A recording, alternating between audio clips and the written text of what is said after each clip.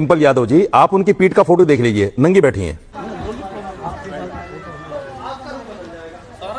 अस्सलामुअलैकुम रहमतुल्लाहि वबरकातुहू। नाज़रीन, मैं एहतिशाम निज़ामी कासमी इस वीडियो में 3 बड़ी ख़बरों से आप लोगों को आगाह करेंगे। एक ख़बर है, आज एक न्यूज़ चैनल के स्टूडियो में एक मौलाना को थप्पड़ मारा गया। एक ख़बर है, पार्लियामेंट वाली मस्जिद के इमाम मौलाना मुहिबुल्लाह नदवी को इमामत से फारिग करने की तैयारी, इस तरह का मुतालबा किया जा रहा है। और दूसरी ख़बर है, अपोजिशन लीडर राहुल गांधी ने बहुत बड़ा कदम उठाया है।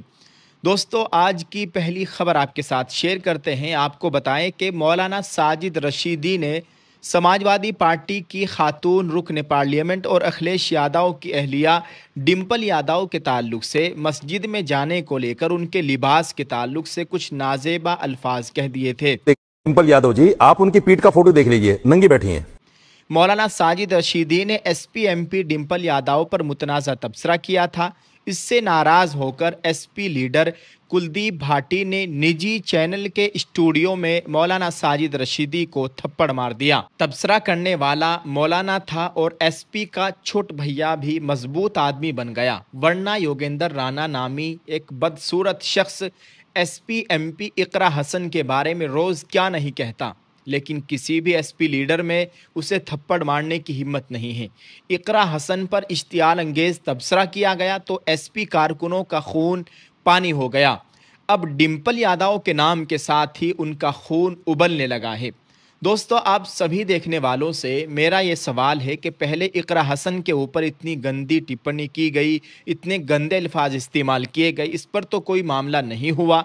एक मौलाना साजिद रशीदी है, मैं उनकी हिमायत में नहीं हूँ, ना उनसे कभी मिला, ना उनसे मेरा कोई ताल्लुक़ है। और उन्होंने डिंपल यादव के बारे में जो कहा वो गलत कहा, लेकिन उनकी इस बात पर समाजवादी पार्टी के छोटे छोटे नेता भी आग बबूला हो गए और एक न्यूज़ चैनल के स्टूडियो में उनको थप्पड़ मार दिया गया। और इकरा हसन के ताल्लुक से आप क्या कहना चाहेंगे दोस्तों? कमेंट में अपनी राय ज़रूर पेश करें। दोस्तों, एक और अहम खबर से आप लोगों को आगाह करते हैं। राहुल गांधी की इंसानियत नवाजी। पाकिस्तान की गोलाबारी में यतीम हुए 22 बच्चों की तालीम का खर्च उठाने का ऐलान। जम्मू कश्मीर के पुंछ ज़िले में पाकिस्तान की हालिया गोलाबारी से जिन बच्चों ने अपने माँ बाप या ख़ानदान के वाहिद कफ़ील को खो दिया है, उनके लिए अपोजिशन लीडर राहुल गांधी ने एक बड़ी इंसानियत नवाज पहल की है। राहुल गांधी ने ऐलान किया है कि वो उन 22 मुतासिरा बच्चों की मुकम्मल तालीमी कफ़ालत करेंगे ताकि उनके तालीमी सफ़र में कोई रुकावट ना आए।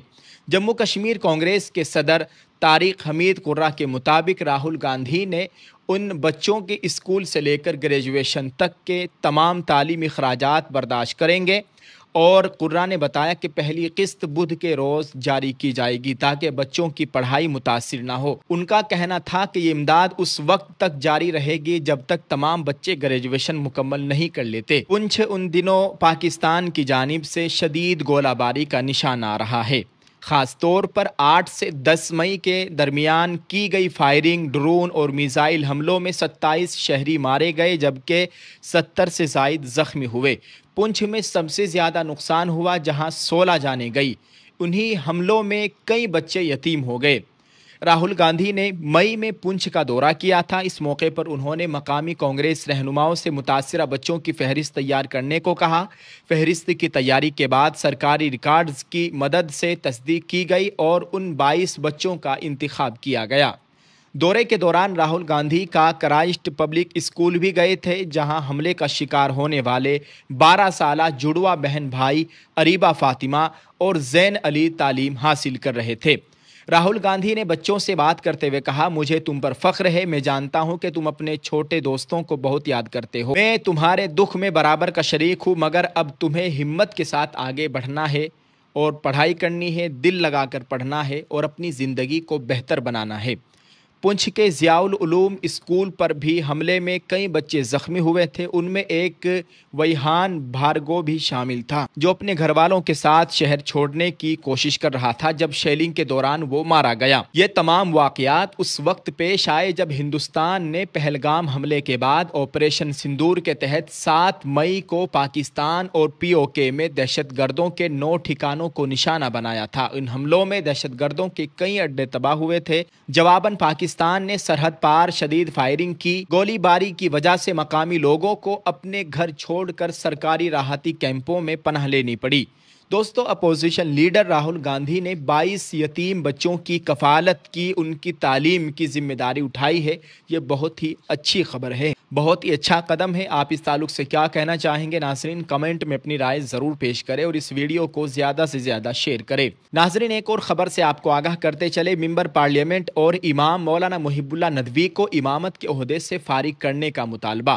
بی جے پی اقلیتی مورچے کے ایک وفد نے اس کے قومی صدر جمال صدیقی کی قیادت میں پیر کی شام دہلی کی وزیر اعلیٰ ریکھا گپتا سے ملاقات کی اور رامپور کے ایس پی ایم پی اور پارلیمنٹ مسجد کے امام مولانا محب اللہ ندوی پر سنگین الزامات لگائے اور انہیں فوری طور پر عہدے سے ہٹانے کا مطالبہ کیا۔ وفد نے دہلی کی وزیر اعلیٰ ریکھا گپتا کو بتایا کہ پارلیمنٹ مسجد دہلی کے امام مولانا محب اللہ ندوی سماجوادی پارٹی کے کارکن ہیں۔ وہ 2024 کے لوک سبھا انتخابات جیتنے کے بعد رامپور کے ایم پی بھی ہیں۔ پارلیمنٹ مسجد دہلی وقف بورڈ کے تحت آتی ہے۔ مولانا محب اللہ ندوی کی سرگرمیاں پہلے ہی سماجوادی پارٹی کو فائدہ پہنچانے والی تھی۔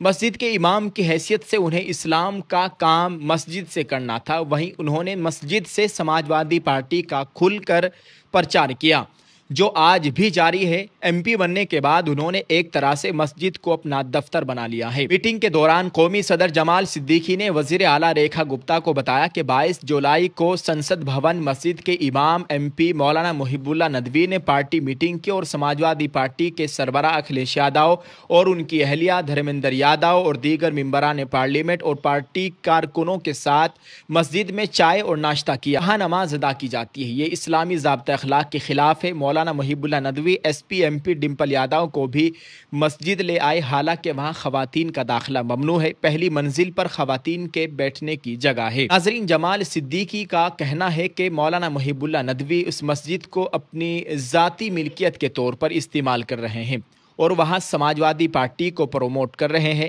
جو کہ بطور امام نہیں ہو سکتا۔ انہوں نے وزیر اعلیٰ ریکھا گپتا سے مطالبہ کیا ہے کہ مولانا محب اللہ ندوی کو فوری طور پر ہٹایا جائے اور وقف بورڈ کی جانب سے کسی اور کو پارلیمنٹ مسجد کا امام مقرر کیا جائے۔